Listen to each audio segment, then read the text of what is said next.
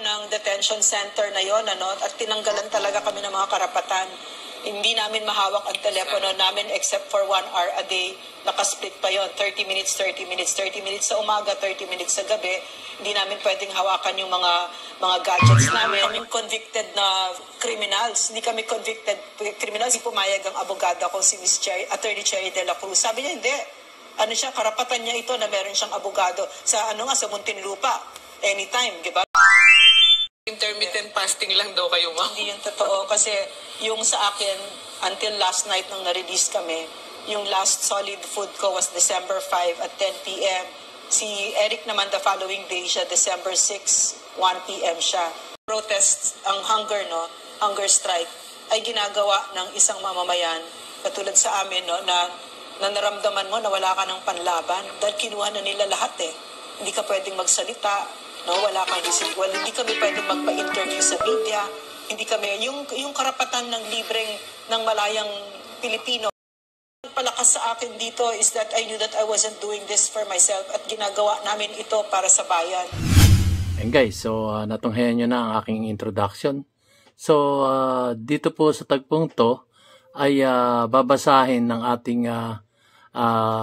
anchor ng Laban Kasama ang Bayan na si Miss Lorraine Badoy ang sulat ng mga PMA graduates. Ito po ay binubuo ng mga retired na generals at yung mga nasa kasandaluhan pa.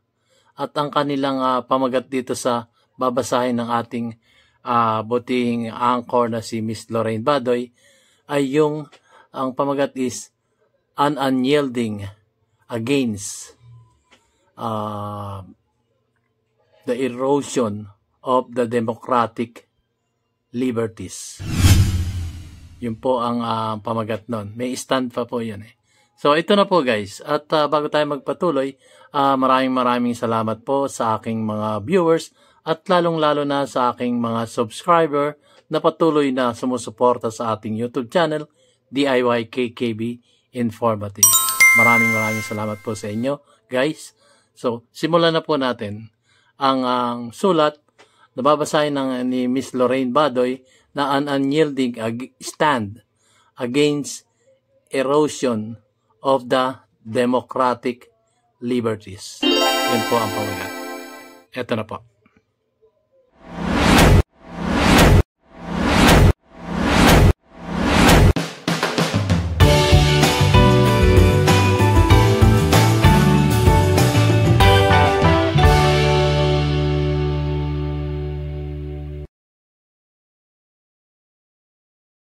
So, proud kami dahil si Ma'am Lorraine ay nakabalik na.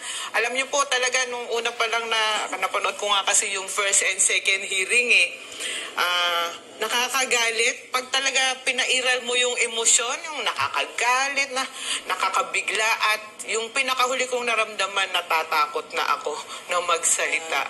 Kasi ang laging karugtong nun is, pag nagsalita ka at nagtanong ka, naku, baka makulong ka.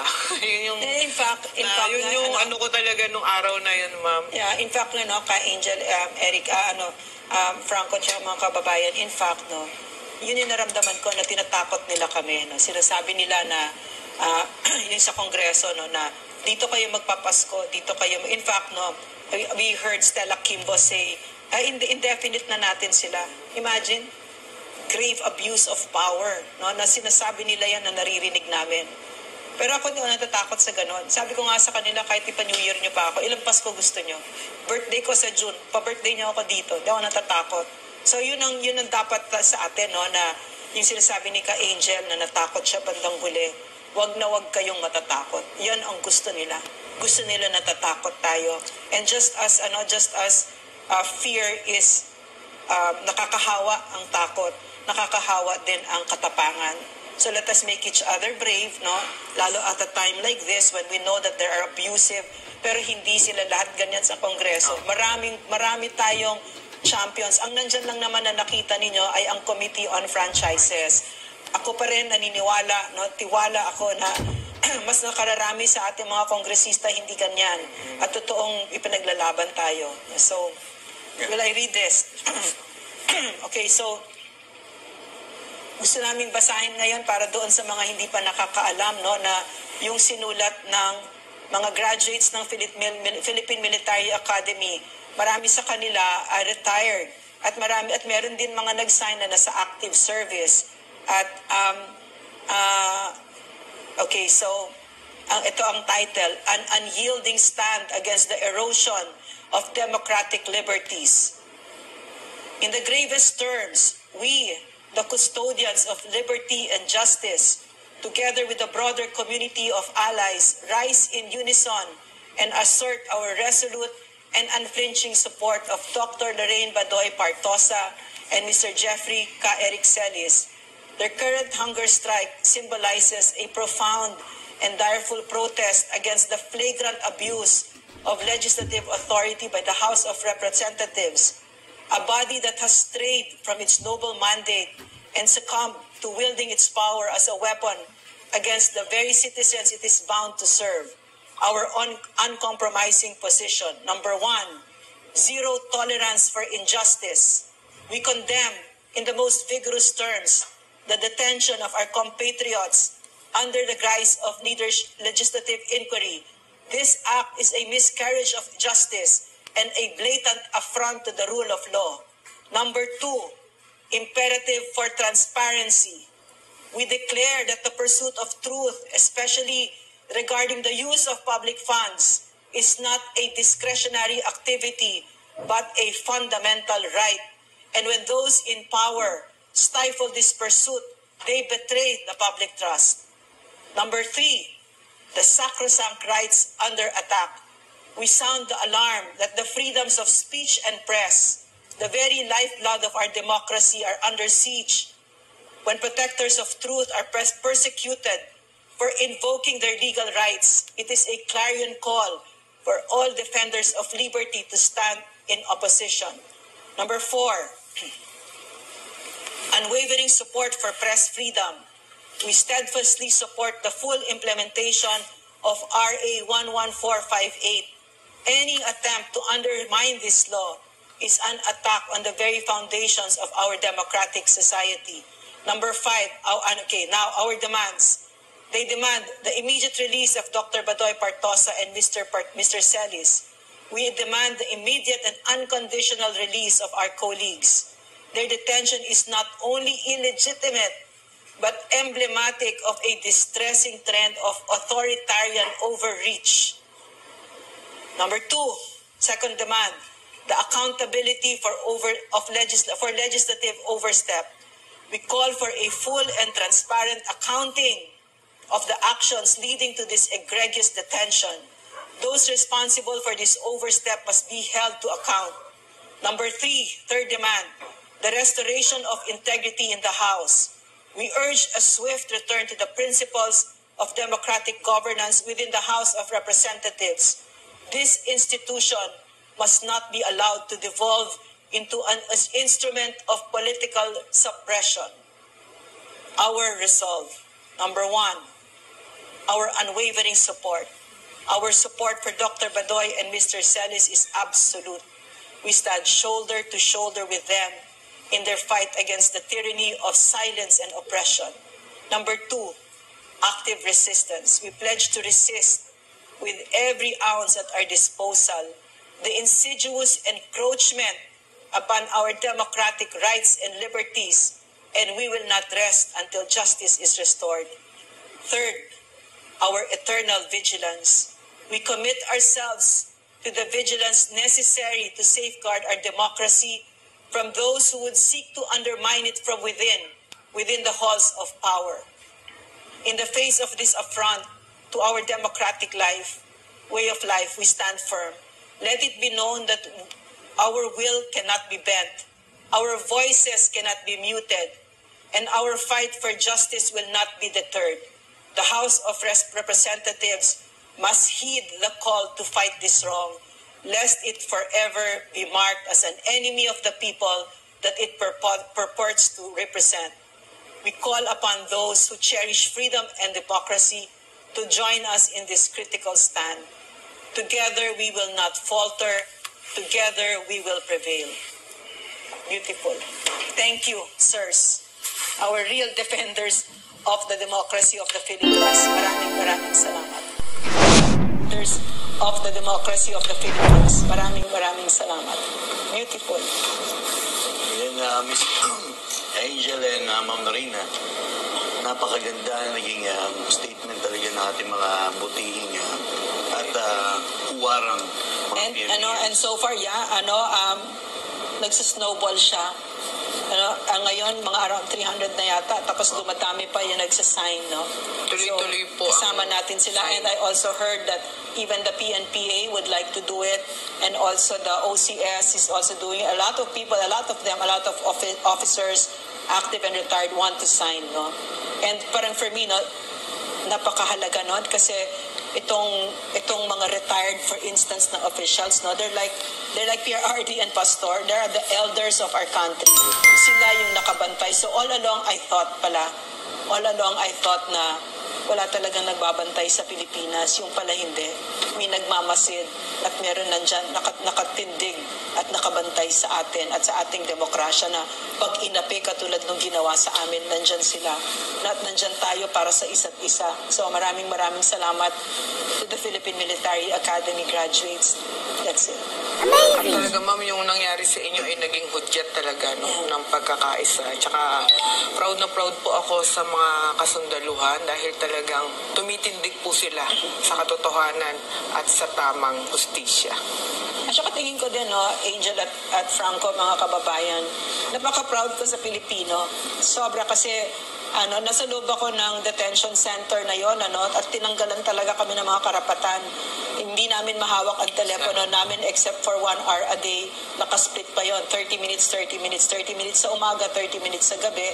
Hindi namin pwedeng hawakan yung mga gadgets namin, yung mga laptops namin nandun. Pagkatapos yung mga bisita namin, 9 to 11 in the morning, tapos 3 to 5 in the afternoon, no, para kaming convicted na criminals. Hindi kami convicted criminals, pero ganun yung Tapos tinatry pa nila na kahit yung abogado namin dun sa visitation hours, hindi pumayag ang abogado ko, si Miss Attorney Cherry de la Cruz. Sabi niya, hindi.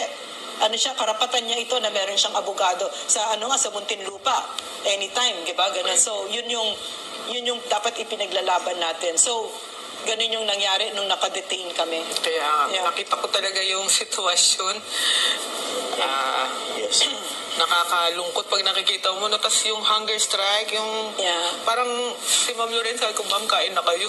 Hindi, alam mo. Binubulong ko lang, kain na kayo. Paki-share po sa ating mga kababayan yung simbolismo ng inyong hunger protest. Alam mo yung hunger strike, nakakatawa kasi may mga pinapadala sa akin sila Clisette na parang iniintriga na 6 hours lang kami. Hindi. Nag-intermittent fasting lang daw kayo, ma'am. Hindi yung totoo kasi yung sa akin, until last night nung na-release kami, yung last solid food ko was December 5 at 10 p.m.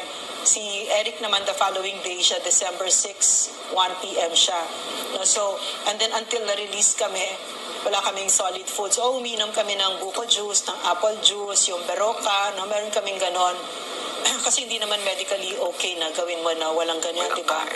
Pero historically, ang protest, ang hunger strike, ay ginagawa ng isang mamamayan, katulad sa amin, no, na naramdaman mo na wala ka ng panlaban dahil kinuha na nila lahat eh.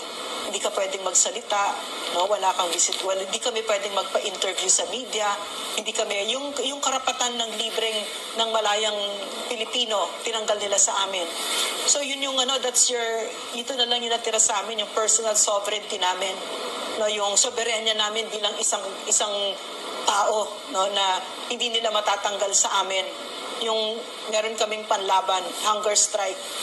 So, sa akin, it was a very spiritual exercise. So, for the first time, pinakamatagal sa akin, hindi ko makain 12 hours, 18 hours, pinakamatagal, 16 hours. Pero ito, over 100 hours siya, no? Hindi ko na mabilang kung ilan. So, one week kaming hindi kumain ng solid food until last night, no, kumain na kami. Sarap pala nung kanin. Kahit kanin lang, parang sarap pala. Kanin lang, pag hindi ka kumain. So, yung nagpalakas sa akin dito is that I knew that I wasn't doing this for myself at ginagawa namin ito para sa bayan. At hindi kami nagpapakabayani, no? Kasi alam naman namin na itong sakripisyo, ito maliit lang ito, ang liit-liit nito kumpara sa sakripisyo ng kasundaluhan na pinagpapatay ng CPP, NPA, NDF.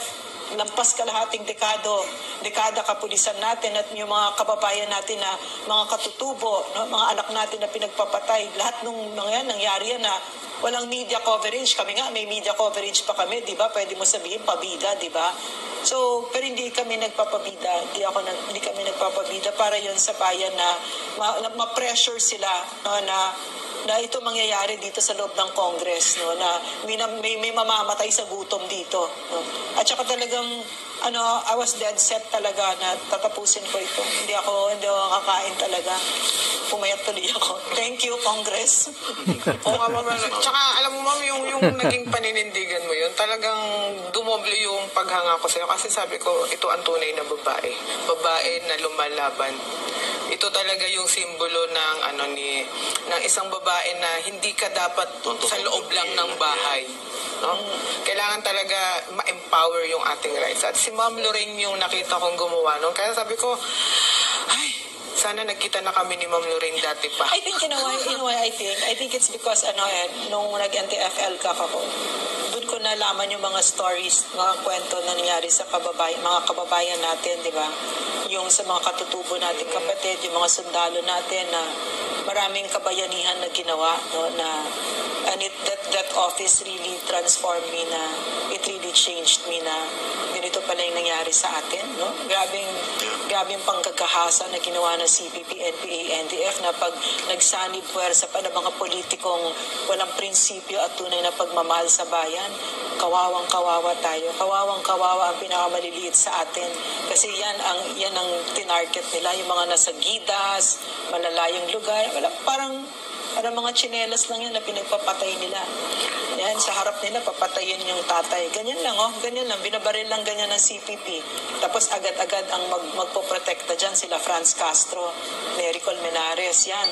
Ganun lang, para lang mga tsinelas yung mga anak ng mga IPs, no? Mga kapatid nating katutuban nagpinagpupulot, tapos dadalhin sa kung saan para may hawak na pang-protesta, dadalhin sa Europa. Hinahanap sila na nababaliw yung mga magulang nila. May mga magulang na namatay, kakahanap ng mga anak nila. Ganyan ang ginawa ng mga yan.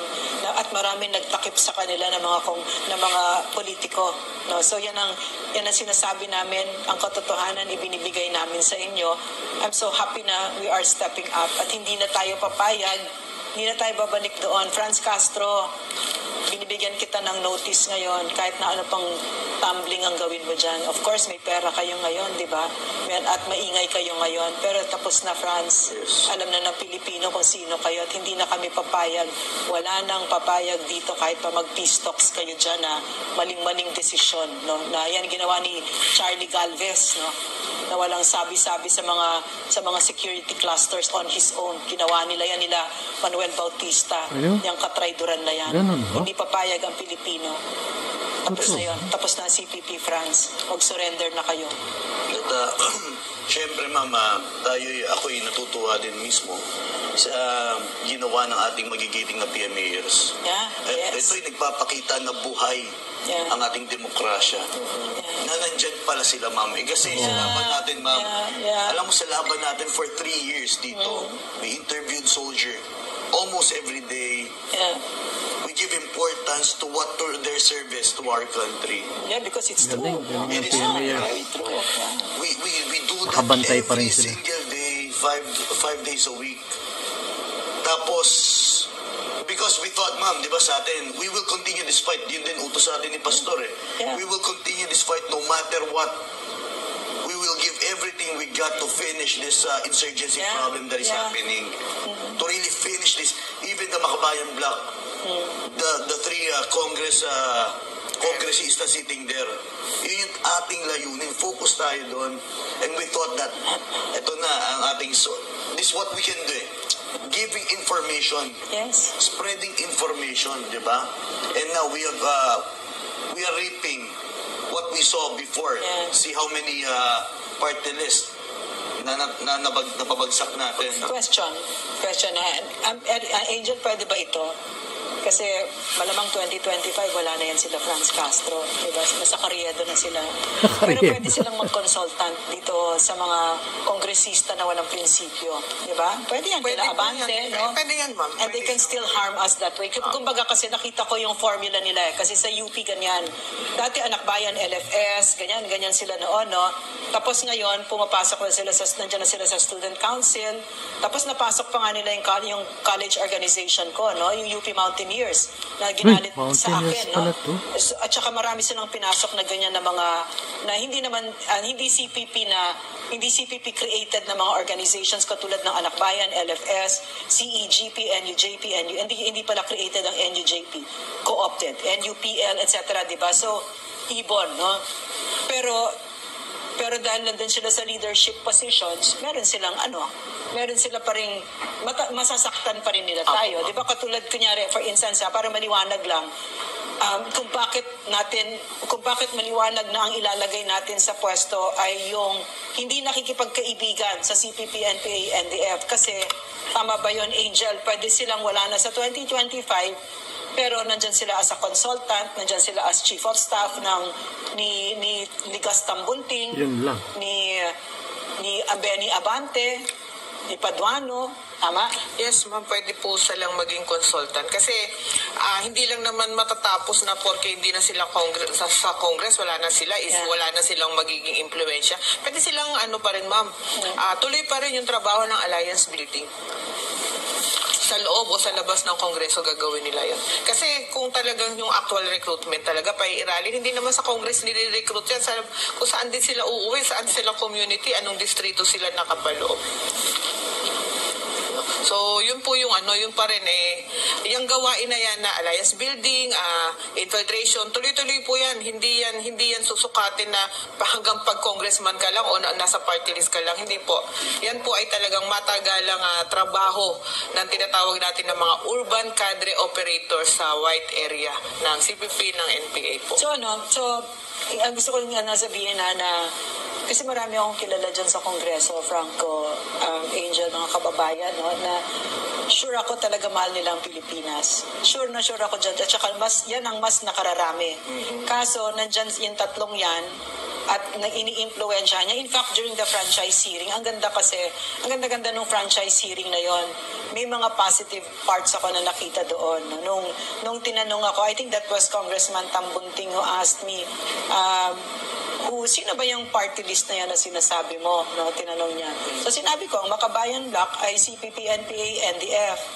Kung sinabi ko ito 4 years ago, naku Mariose, parang sinabugan ka ng bomba nun. Diba? Parang talagang puputaktihin ako. Which is what happened. Pinutakti ako nung sinabi ko yun. Pero sinadya ko yun kasi gusto kong masabi yun. Pero nung time na yun, si Chair, I don't know if it was Chairman Gaston Bunting, but it was somebody who asked me na sinabi ko in front of everybody, in front of the camera, in front of the members of the Committee on Franchise na ang Makabayan Bloc ay CPP, tinanggap nila.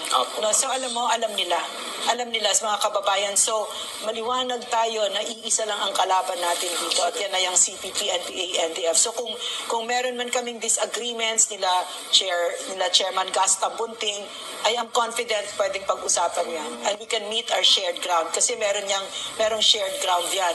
Pero pagdating dyan sa CPP, walang shared ground dyan kasi ang gusto nila pabagsakin ang gobyerno from within. In fact nga, nilaglag nga nila yung mga nasa committee, sa franchise committee. Nilaglag nila kasi ngayon ang taong bayan galit sa kanila, galit sa mga franchise committee members, pero hindi sila ginalaw. Hindi sila na-mention. Diba? Ginawang takip. No? Kaya nga ma'am, hindi nila nakita yung laro na ngayon, nasalang yung credibility nung halos committee na yun diba?